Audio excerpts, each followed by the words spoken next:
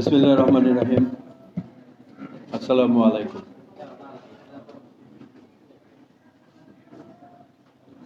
এই অডিটোরিয়ামে যারা আমার মুরব্বী তাদেরকে আমার অনেক অনেক শ্রদ্ধা, যারা আমার সমবয়সী তাদেরকে আমার ভালোবাসা, আর যারা আমার বয়সে ছোট তাদের জন্য আমার পক্ষ থেকে রইল স্নেহা শীর্ষ। আমি আগাগোড়ায় একজন সিনেমার মানুষ। আমি সারা জীবন শুধু একটি কাজই করেছি, শুধু ছবি করেছি, সিনেমা, ফিল্ম। প্রচুর রকমের অফার ছিল, বিভিন্ন জায়গায় চাকরির অফার নেইনি, বিদেশে যাওয়ার সোর্স ছিল, যাইনি, শুধুমাত্র সিনেমায় পড়ে থেকেছি। সেটা নিয়ে আমি অভিনয় করেছি। মশার ওষুধ সন্ধ্যাবেলায় প্রচুর রকমের দেওয়া হয়, কিন্তু ঘরে মশার যন্ত্রণায় বসা যায় না। এগুলি পলিটিক্যালি আলোচনা। আজকে আমার অনেক ভালো লাগছে যে অডিটোরিয়ামে দাঁড়িয়ে আমি কথা বলছি, সেটা একজন পরম হিতৈষী দেশপ্রেমিক মহান মুক্তিযোদ্ধা রাষ্ট্রপতি জিয়াউর রহমানের অবদান।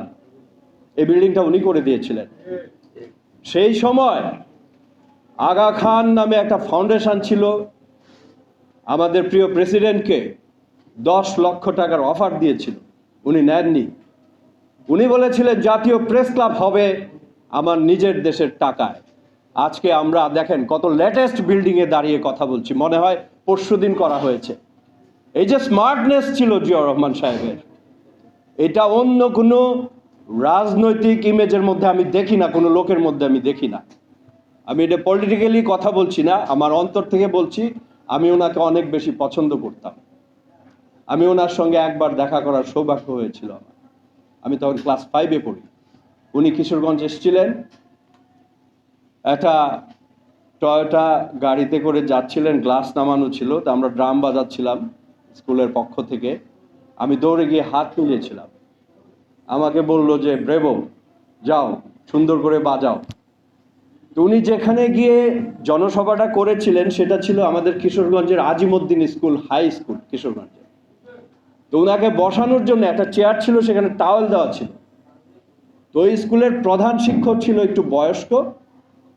তো উনি ওনাকে চেয়ারে বসাতে নিয়েছে। উনি করলো কি, সাফারিটা খুলে ভিতরে একটা সাদা গেঞ্জি ছিল, উনি স্যারকে বসায় দিল ওটার মধ্যে, উনি নিচে বসে গেল। এই ছিল প্রেসিডেন্ট জিয়া।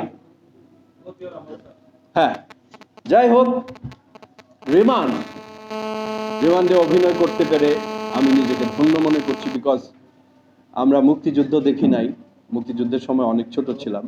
90-এ যখন অভ্যুত্থান হয়েছে তখন আমি কিশোরগঞ্জে গুরুদয়াল কলেজে পড়ি। আমরা ছবি দেখেছি, স্টিল ছবি নূর হোসেনের। আর এবারের যে অভ্যুত্থান, সেটা আমরা ভিজুয়াল দেখেছি। আবু সাইদ কিভাবে মারা গেছে আপনারা সবাই দেখেছেন। সেই জিনিসগুলোই আমরা একত্রিত করে একটা ফিল্ম বানিয়েছি কষ্ট করে। আমার লাইফে কোনোদিন কোনো ছবি সেন্সরে আটকায় না, এই প্রথম আটকিয়েছে।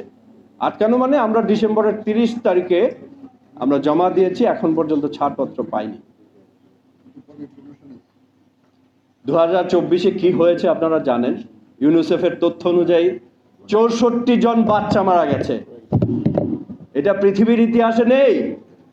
পৃথিবীর ইতিহাসে যুদ্ধ ছাড়া এত বাচ্চা কোথাও মারা যায় না। 3000-এর উপরে লোক মারা গেছে, 4000-এর মতো চোখ নষ্ট হয়ে গেছে। সেই জিনিসগুলি আমরা এই ছবিতে এনেছি।